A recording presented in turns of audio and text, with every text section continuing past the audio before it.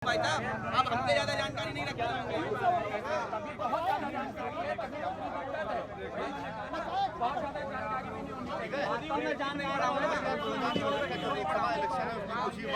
लेकिन वो सियासी जो राजनीतिक पार्टियां हैं वो इतनी गर्मा गर्मी चल रही है कि तमाम पार्टी अपना पूरा जोर लगा रही है धरातल पर और जो भी तैयारियां हैं उसको आज जांचने परखने के लिए स्टार निकला है लखनऊ की जनता का मूड जानने के लिए कि अब की बार लखनऊ की जनता का मूड क्या है, किसकी तरफ ज्यादा झुका है। देश अगर हमारा प्रदेश अगर अपराध मुक्त है तो फिर अपराध हो कैसे रहा है, और अगर कड़े कानून बनाए गए हैं तो उसके ऊपर द्विपक्षीय कैसे चल सकता है। आपको मालूम है जीरो टॉलरेंस की सरकार है योगी जी की, चल ही रही है, हम लोग कह मना कर रहे हैं। लेकिन आप बताइएगा कि जैसे जब कोई एक मतलब मैं विरोधी नहीं कर रहा, लेकिन जब कोई अदर कास्ट करता कुछ करता तो फिर जाके बुलडोजर से आप तोड़ देते हो। लेकिन अभी बनारस विश्वविद्यालय में हुआ था, लड़की का रेप हुआ, 1 महीने बाद जब केस फिक्स हुआ उसके बाद उनको पकड़ने के बजाय वो चले गए मध्य प्रदेश में कैंपेनिंग करने के लिए। उसके बाद आने तो घर गिरा दीजिए उनका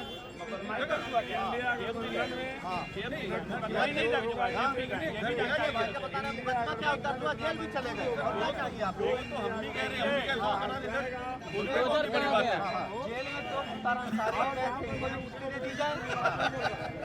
अरे ये तो आपने आरोप लगा दिया, ये तो आपने नया मुद्दा उठा दिया। बिल्कुल देना चाहिए इनको,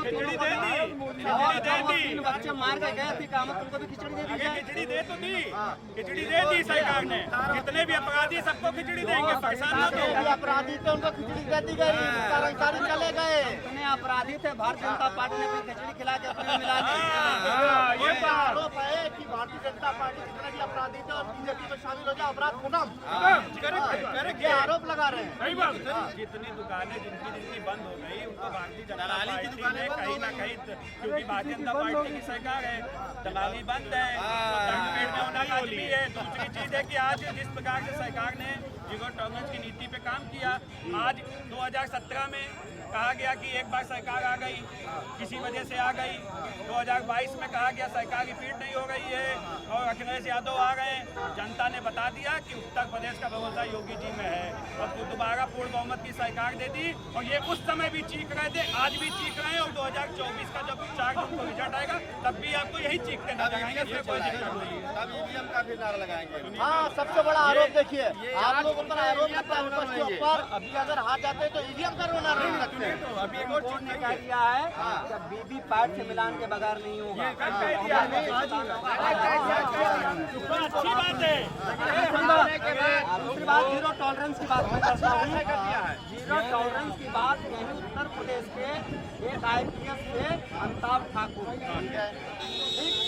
वो सरकार के कार्यक्रमों पर उंगलियां उठा रहे थे। इसके काम का और जब सपा की सरकार की उंगलियां उठाई तो भाजपा ने उनको सिर आसमान लिया, पलकों पर बिठाया, और जब भाजपा के खिलाफ बताना किया उनको जेल करा दिए और उनको जबरन रिटायर कर दिया। पहली बात नंबर 1।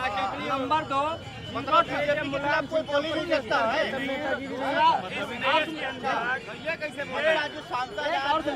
संजय सिंह छूटे हैं। एक बात और सुन लीजिए पहले आप। जीरो टॉलरेंस की बात आप कर रहे हैं। जीरो माने शून्य और टॉलरेंस माने असहनशीलता। जहाँ असहनशीलता चरम पर हो, जहाँ चरम पर हो, जब असहनशीलता ही हो जब खत्म हो जाएगी तो सहनशीलता कहाँ से? अब आप देखना चाहेंगे कि मणिलाल पाटीदार एक IPS उत्तर प्रदेश में आए, जिनकी हिम्मत थी तो 2017 से पहले इसी सभा के पहले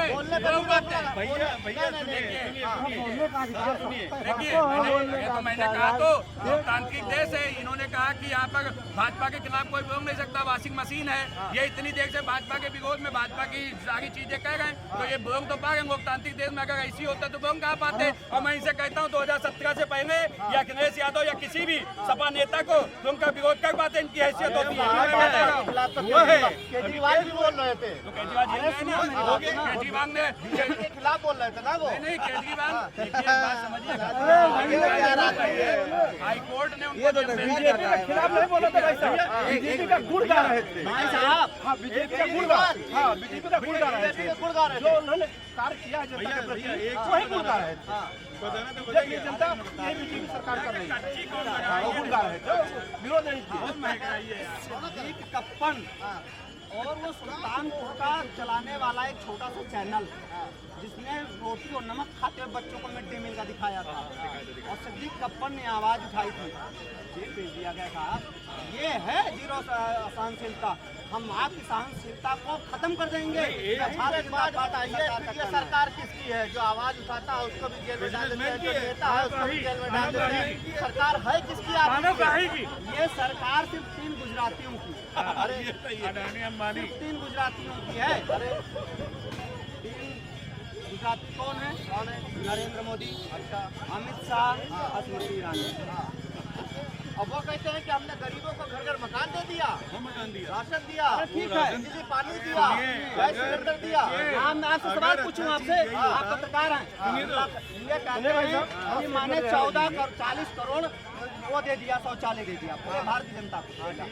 लखनऊ में आपका घर है, क्या 14 से पहले या 16 के बाद जब आपको मिला होगा, उससे पहले क्या लखनऊ में लोगों के पास शौचालय नहीं थे? क्या ये गणना उसमें है? अरे देखिए, अगर गांव की बात करी जाए तो गांव में लोग खेतों में जाया करते थे। अभी भी गाँव में जा रहे हैं, खेतों में जा रहे हैं, अभी भी जा रहे हैं। आप बता रहे हैं कि आप लोगों को शौचालय मिल गया है। अब लोग अरे बात करो यार, एक मिनट बात करो। मोदी जी जिस शौचालय में शौच करते हैं कितने करोड़ का बना होगा? तो आप बताएंगे। आप बताइए, आप पत्रकार हैं। 12,000 रुपए गांव के ग्रामीण को मिला, उसमें शौचालय बनेगा यार? नहीं तो इनके ठेका मोदी जी उठाए, ये कहेंगे तो इस देश के संतान है कि मोदी जी कहेंगे इनका ठेका उठाएंगे, खाने की मोदी व्यवस्था करेंगे। ये कुछ नहीं करेंगे, ये आके टीवी पे बाइट देंगे, आके ये यहाँ पे आके नेतागिरी करेंगे। मोदी जी इनको खाने को देंगे, ये आए बड़े बड़े, ये कहेंगे देश के नागरिक हैं। सरकार है, जनता की सरकार है ना, इन्हीं की सरकार है। तो हमारी भी सरकार है और इनको नहीं पता है। मैं आपको मेरे साथ चलिए, अगर आपके कैमरे में इतनी दम है तो मैं आपको उन घरों में लेके चलता हूँ जहाँ मोदी जी की प्रधानमंत्री आवास योजना के बोर्ड लगे, लोगों को आवास मिला। अगर आपके कैमरे में दम हो तो लेके चलिए। इनके आरोप लगाते हैं ये लोग कि भाई साहब पैसा लिया है, उसके एवज में रिश्वत ली गई है। वो तो है। स्वतंत्र देव सिंह के सभा में कहा गया है, पहले वीडियो वायरल हुआ। सिंह ने पूछा था, महिला कही कि उससे पैसा लिया, रिश्वत ली। देश बहुत बड़ा है।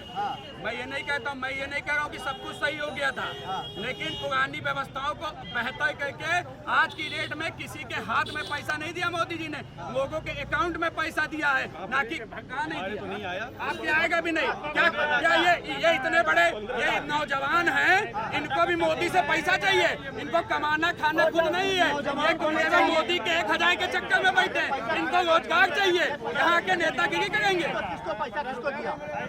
मोदी जी ने जो भी पैसा मेरे यहाँ काम वाली आती है, मेरे साथ चलिए, मैं आपको दिखाता हूँ उसके अकाउंट में। अगर आपकी हिम्मत है इस चैनल पे दिखाइएगा, और डंके की चोट पे कहता हूँ लेके चलिए, और मैं आपको दिखाता हूँ कि उस महिला को पैसा मिला, उसने अपनी पक्की छत करने का काम किया है। और मैं छाती ठोक के कहता हूँ और कह दे चंग के ये कि वहाँ पर आवाज नहीं मिला। ये टीवी पे आके केवल भाजपा का विरोध करना, इसमें कुछ भी नहीं हुआ। अरे ये सब सुनिए, देखिए ये सब की दलाली बंद हो चुकी है। आज इनकी दलाली बंद हो चुकी है। नेतागिरी करने के लिए वो शाम को यहाँ खड़े होते हैं। आप अगर कितने भी चैनल चलाइए यूट्यूबर, वो आप इनको जरूर पाएंगे, क्योंकि इनका एक ठेका है, ये ठेकेदार है। ये मोदी विरोध नहीं करेगा। समाज का ठेकेदार हूँ, समाज का जिम्मेदार नागरिक हूँ। देखिए नहीं, मैंने तथ्यों पे बात की। इनको ठेका दिया मोदी जी ने, मुझे यही दिया है। बोलेंगे, मोदी की क्या बोलने का वो यही बोलेंगे। क्योंकि मैं तथ्यों पे बात कर रहा हूँ, ये लोग केवल विरोध की राजनीति का। नौकरी करने वाली महिला को अगर मकान मिला तो गलत मिला, वो बेरोजगार है। जब रोजगार और बेरोजगार नहीं है, उसको फ्री मकान क्यों दिया गया? पैसा क्यों दिया गया? ये तो गलत तरीका है, गलत तरीका है। इसको दिया केवल टीवी पे, केवल आपके माइक पे। आपने ये बताया, मैंने नहीं कहा, आप कार्रवाई में कह रहा हूँ। ये बताइए, बर्तन मांझने वाली वो गरीब नहीं है, तो ये कह रहे उसको क्यों दिया? अब बताइए, इनकी सोच समझिए क्या है, इनकी सोच सुनिए क्या, ये समझ नहीं पा रहे इनको कहना क्या है। कितनी तनख्वाह आप देते हैं उसको नौकरी पर? कितनी तनख्वाह देते हैं? तनख्वाह देते हैं। उसको सफाई कर्मचारी को कितना तनख्वाह देते हैं भाई साहब? कितना देते हैं? आप बता दीजिए। नहीं, आपको बताना चाहिए ना, आप देते हैं। जब ये इससे क्या मतलब? निश्चित जमा तौर हमारे पर साथ जो जमा रोज की बताएं, आमदनी वो है देंगे। लेबर की मजदूरी उससे कम पर दे रहे होंगे ये। तो चलो ना घर। ये भ्रष्टाचारी हैं भाजपा के लोग, इसलिए मैं कह रहा ये हूँ। बड़ा ईमानदार है, यहाँ खड़े हैं, भाजपा जो का खा डेली गए वेज है, हैं और उससे भाजपा कम का दिया जा नहीं रहा पक है रहे हैं, भाजपा का 1000 रुपया खा गए।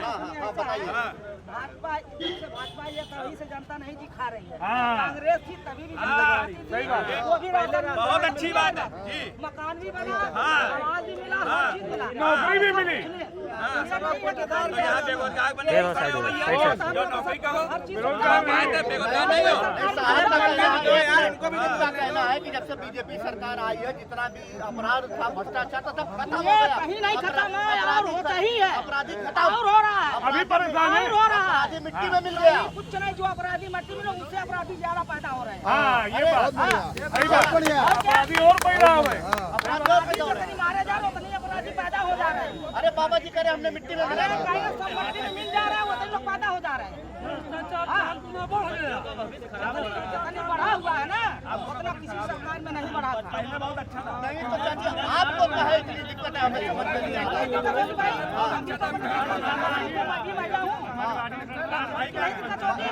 अरे यार तुम्हारी बात ही बना है, महिलाओं का सम्मान बढ़ गया, महिलाओं का सम्मान आज महिला सुरक्षित है।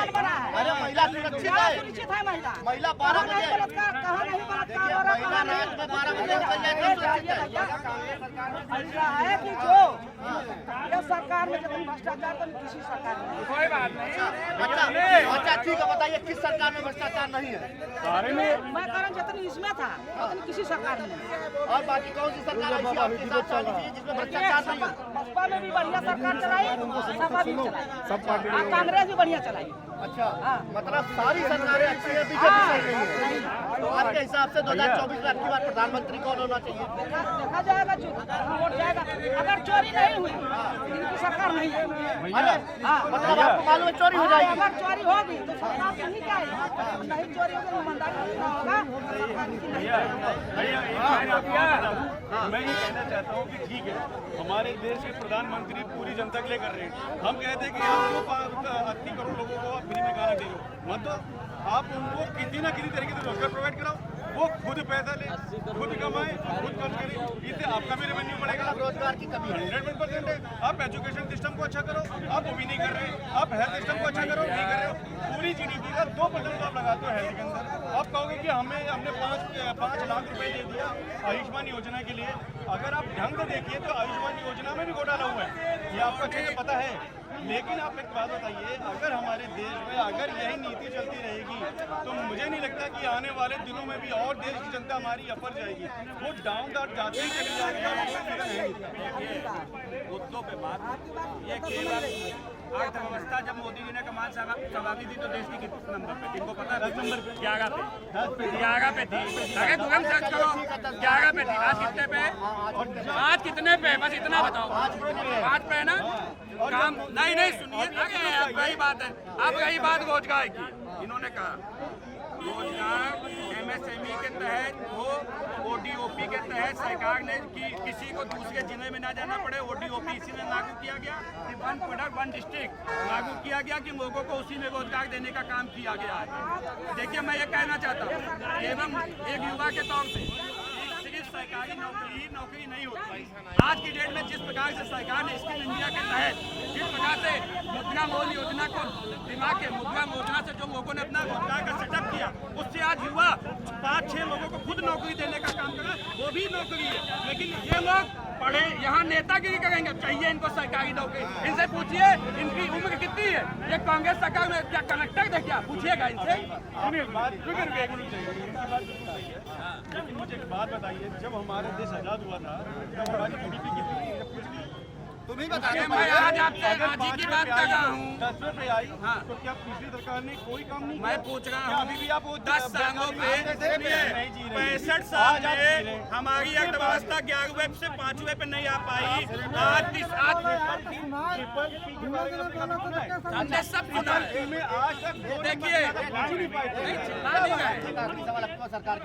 मोदी जी की 4 जून को यही मिलेंगे हम आप। 4 जून को एक बार फिर से मोदी सरकार।